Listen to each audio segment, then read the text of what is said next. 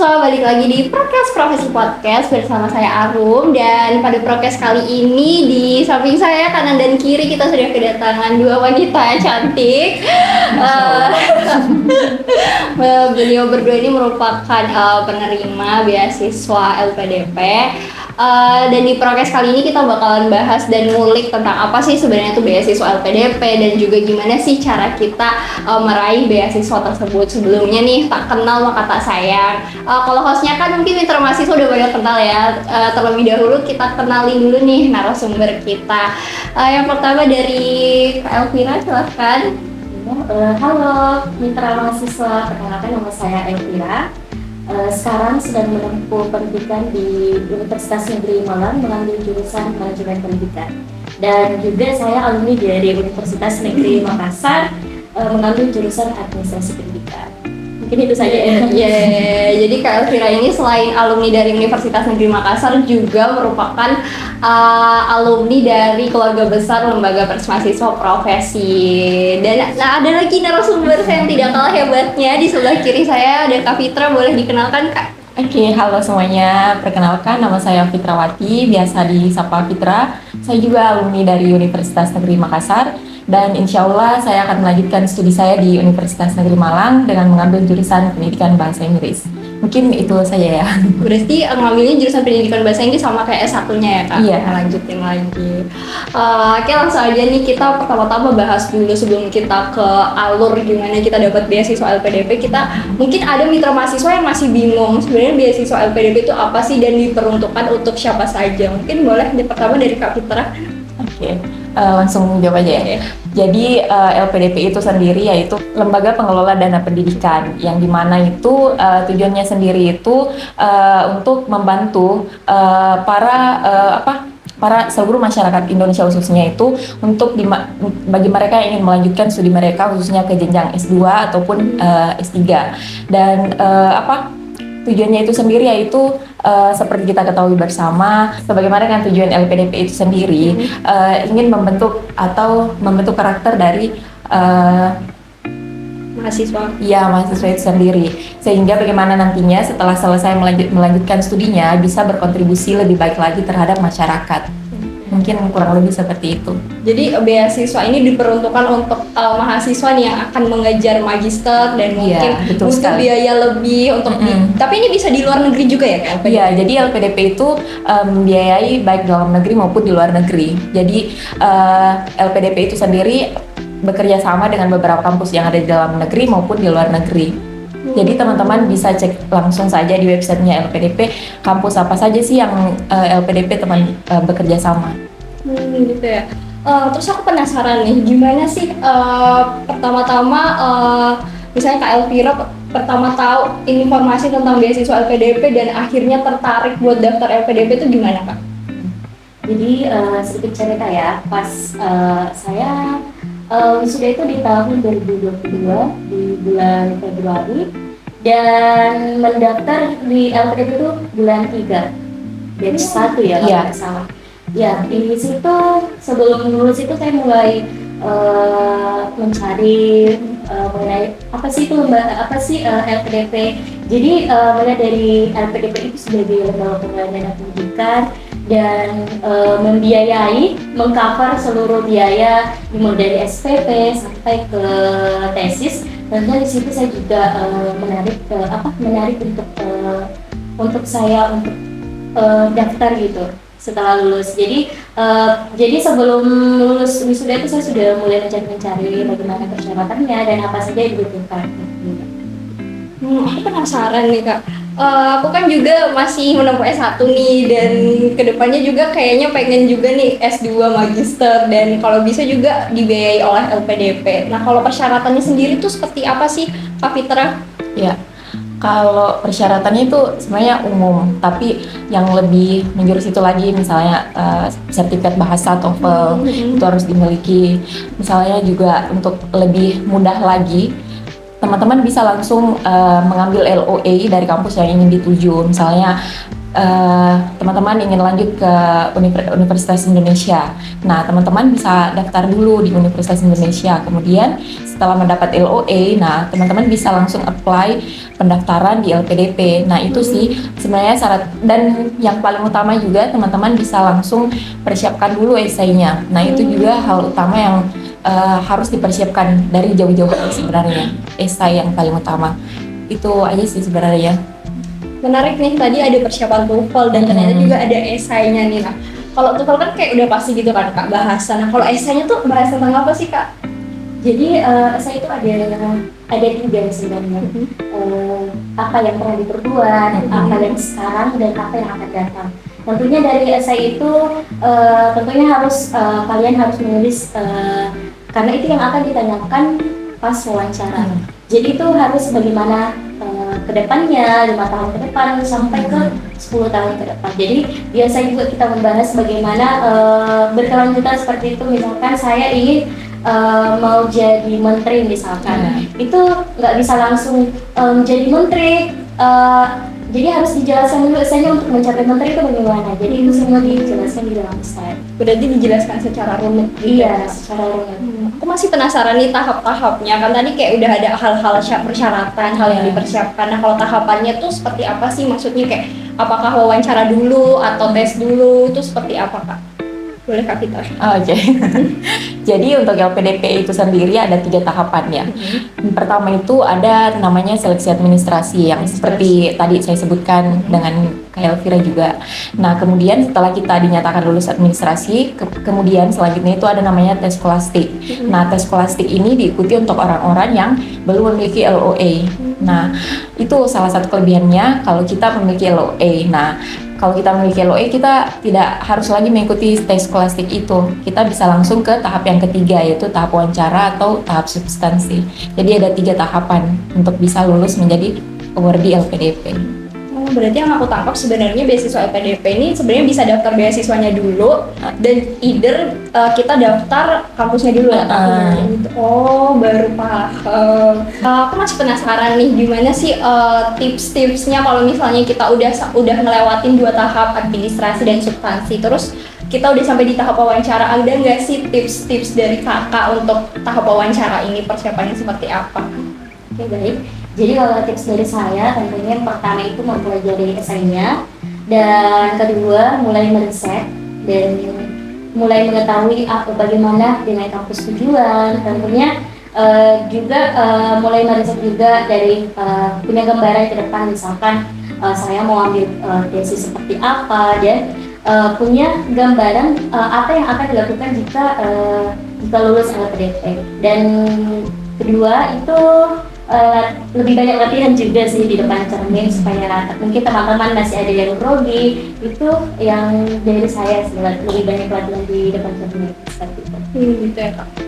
Dalam mengejar beasiswa LPDP ini kan pasti kadang kita tuh kayak ada perasaan kayak FOMO lah, teman-teman kita mungkin yang lain udah kerja duluan atau mungkin kayak ada yang udah nikah. Nah, aku pengen tahu nih kakak-kakak nih gimana sih caranya kayak tetap mempertahankan motivasinya ngejar beasiswa LPDP ini. Kalau Kak Fitra gimana? Ya, sebenarnya sih kalau dibilang FOMO lihat teman-teman kerja, teman-teman udah pada punya anak ya. Ya mungkin apa ya? Saya punya prinsip. Setiap orang punya pencapaiannya masing-masing. Kalau misalnya mungkin teman saya pencapaiannya itu dia jodohnya cepat ketemu atau cepat dapat kerjaan, dan sesuai dengan saya punya cita-cita juga. Saya ingin mengutamakan bagaimana saya bisa menggapai cita-cita saya terlebih dahulu, dan insya Allah kalau perihal jodoh mengikut. Nah, konsistensi saya kenapa bisa saya bertahan untuk tetap bagaimana caranya mendapat beasiswa, yaitu pertama ya tentu support dari orang tua kan. Terus yang kedua ya saya sesuai dengan cita-cita, saya harus selesaikan studi saya dulu S2. Nah, dengan studi S2 saya itu saya pernah berpikir bahwa saya tidak akan melanjutkan studi saya kalau dengan memakai biaya orang tua, dan dengan itulah saya harus sungguh-sungguh bagaimana caranya supaya saya bisa lulus di LPDP itu sendiri. Jadi itu tekad saya bagaimana caranya saya bisa melanjutkan S2 saya tanpa meminta biaya dari orang tua saya lagi. Gitu ya, sih. Cukup menginspirasi nih. Dan kebetulan kan narasumber kita nih dua cewek cantik. Pernah gak sih Kak El kayak ngerasa, aduh biasanya tuh kan kayak ada orang yang kayak kalau perempuan tuh jangan ngejar pendidikan terlalu tinggi, jangan ngejar karir terlalu tinggi, ntar jodohnya minder. Terus kalau Kak El nanggepin itu gimana? Ya, kalau misalkan ya sekarang kan lagi pemikiran di Indonesia kan terkonstruk ya seperti itu ya. Jadi menurut saya kalau perempuan itu ya harus sekolah tinggi-tinggi dan tentunya pasti bagaimana bukan harus untuk menyetarakan ya, dalam artian orang yang berpikiran seperti itu mungkin laki-laki insecure misalkan. Biasa tuh kayak sekarang biasa ada omongan perempuan jangan ngejar pendidikan terlalu tinggi, nanti cowok-cowok pada minder buat dekatin. Sebenarnya stigma yang seperti itu harus ditepis menurut saya. Kenapa? Karena kan orang juga bilang biasanya perempuan itu berakhir di dapur, berakhir mengurus rumah tangga ya. Kan kita nanti kita semua ini adalah calon ibu. Nah, calon ibu itu kan dia nanti yang akan mendidik anaknya. Nah, kalau misalnya kita sendiri belum mampu memimpin diri kita sendiri, belum mampu bertanggung jawab terhadap diri kita sendiri, bagaimana nantinya kita bisa mendidik anak-anak kita nantinya? Begitu sih menurut saya. Kenapa pendidikan itu penting untuk perempuan? Bukan hanya kesetaraan kita mau dilihat tinggi oleh orang-orang, tapi itu nilai yang paling utama menurut saya. Kita harus memiliki pendidikan dulu, baru kita bisa mendidik orang lain. Itu sih menurut saya. Benar banget sih, apalagi dua-duanya dari jurusan pendidikan juga ya. Jadi pendidikan tuh benar-benar penting, entah itu kita dari perempuan, laki-laki, gitu ya. Sekali. Gitu ya Kak ya? Tidak harus mandang gender, laki-laki harus lebih tinggi pendidikannya. Ya, semua setara selama kita mampu ya. Why not? Cuma kan kadang gitu ya Kak El, kadang-kadang tuh kayak stigma masyarakat tuh kayak gitu. Tapi kalau misalnya dari lingkungan keluarga, tadi kan kalau dari Kak Fitra lingkungan keluarga support ya untuk ngejar beasiswa LPDP. Kalau dari Kak El lingkungan keluarga juga support? Iya, support. Jadi mereka menghargai keputusan apakah lanjut atau kerja. Jadi melihat dari keputusan saya gitu. Oke, ngomongin soal beasiswa LPDP nih juga. Kemarin juga saya sempat lihat nih di sosial media, kan aku follow-followan kan sama Kak Elvira. Kemarin nih sempat ke Turki, boleh diceritain dong Kak ya? Itu tuh apakah bagian dari LPDP atau gimana tuh Kak kemarin? Iya. Jadi di LPDP itu juga membiayai konferensi internasional. Jadi kalau S2 itu membiayai 1 kali konferensi, kalau doktoral membiayai 2 kali konferensi ya. Jadi kemarin itu adalah bagian dari pendanaan juga dari lembaga pengelolaan dana pendidikan. Keren. Semoga kedepannya saya juga bisa saya juga bisa nyusul nih Kak El dan Kak Fitra sebagai bagian dari penerima LPDP. Amin. Terakhir nih, selain tadi kan udah ada kayak tipsnya kan, terus ada nggak sih kayak wejangan-wejangan buat adik-adiknya yang akan mendaftar beasiswa LPDP dimulai dari Kak Fitra? Ya, kalau dari saya sih ini mengambil dari pengalaman pribadi saya ya. Soalnya kemarin waktu tes wawancara itu saya kebanyakan ditanya soal organisasi di kampus. Nah, salah satu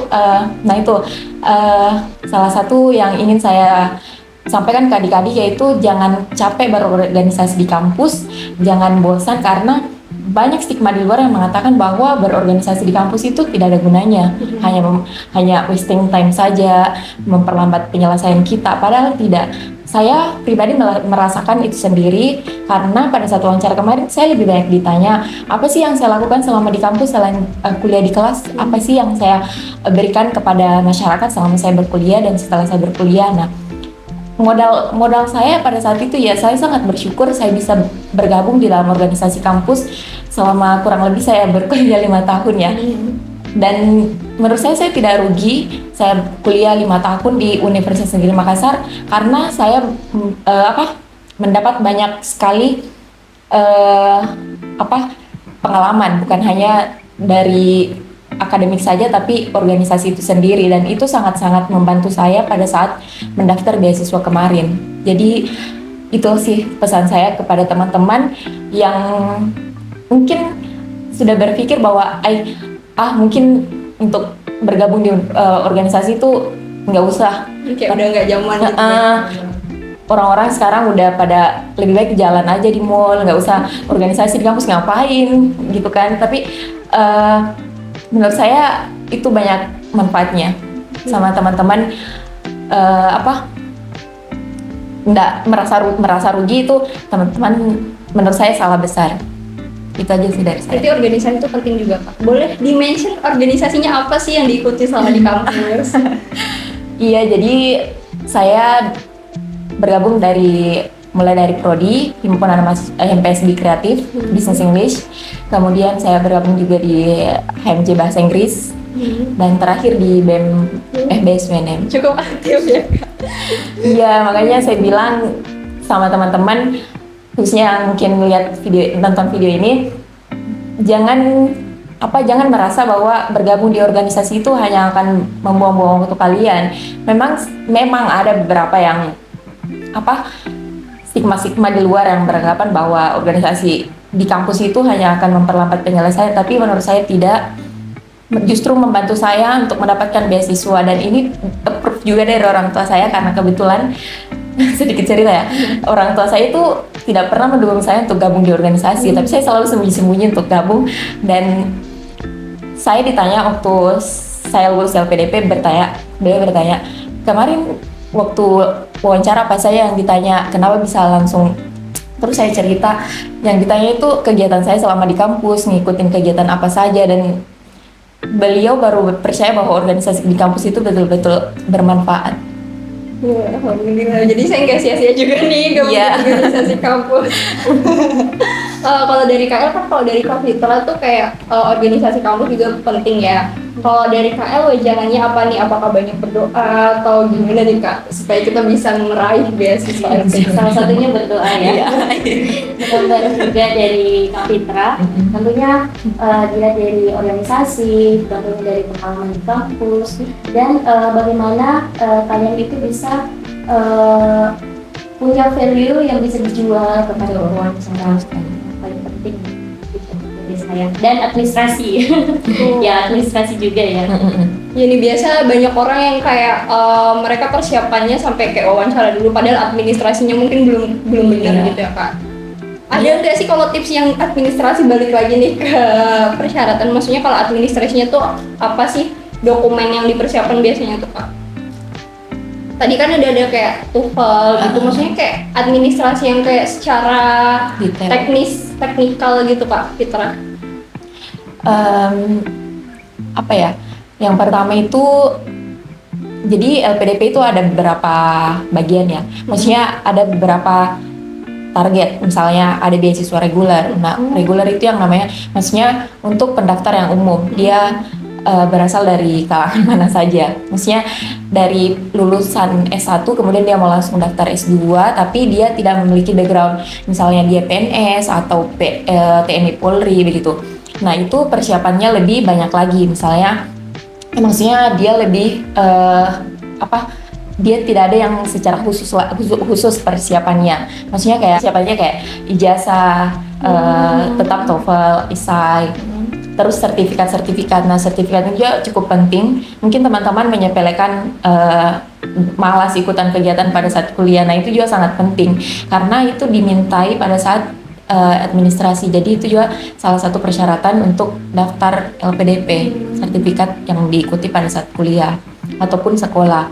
Nah, untuk kedua itu ada juga namanya targeted. Nah, beasiswa targeted itu untuk yang PNS, TNI, Polri. Itu lebih ke izinnya sih, ke instansinya masing-masing, itu persiapannya. Kemudian yang terakhir itu yang afirmasi. Nah, afirmasi itu ada dari daerah afirmasi seperti dari Indonesia Timur, bagian timur. Terus misalnya dia pada saat S1 kemarin dapat beasiswa bidik misi dan gitu-gitu sih. Itu yang membedakan dari tiga itu persiapannya. Ini ya salah satu wejangan dan tips ya buat teman-teman yang mau daftar. Tadi udah kayak disebutin wejangan dan tipsnya, administrasinya kayak dipersiapkan, organisasi juga itu perlu, berdoa juga harus sering. Nah kalau misalnya Kak El nih kayak selain dapat dukungan atau support dari keluarga, teman-teman juga dukung nggak Kak? Ya, teman-teman sangat mendukung ya. Terlebih lagi dari teman-teman dari organisasi, tentunya sangat mendukung. Alhamdulillah. Jadi kayaknya udah banyak nih hal yang dibagi dari Kak Fitra dan Kak Elvira. Kita rangkum aja ya. Jadi beasiswa LPDP itu kita bisa daftarnya beasiswanya dulu, ataupun kita juga bisa daftar kampusnya dulu. Dan tahapannya itu ada 3. Yang pertama tes administratif, yang kedua tes substansi, dan yang ketiga itu tes wawancara. Seperti itu ya, itu rangkuman kecilnya aja. Dan tipsnya dari KL dan Kak Fitra itu persiapkan administrasi dengan baik. Dan juga kalau misalnya sekarang ada mitra mahasiswa yang masih ikut join organisasi itu kayak nggak apa-apa banget, itu bisa dimanfaatkan untuk kedepannya pengalaman-pengalaman yang kita raih. Sebelum saya tutup nih, ada closing statement gak nih dari kakak berdua? Kayak mungkin kata motivasi lagi buat teman-teman di rumah.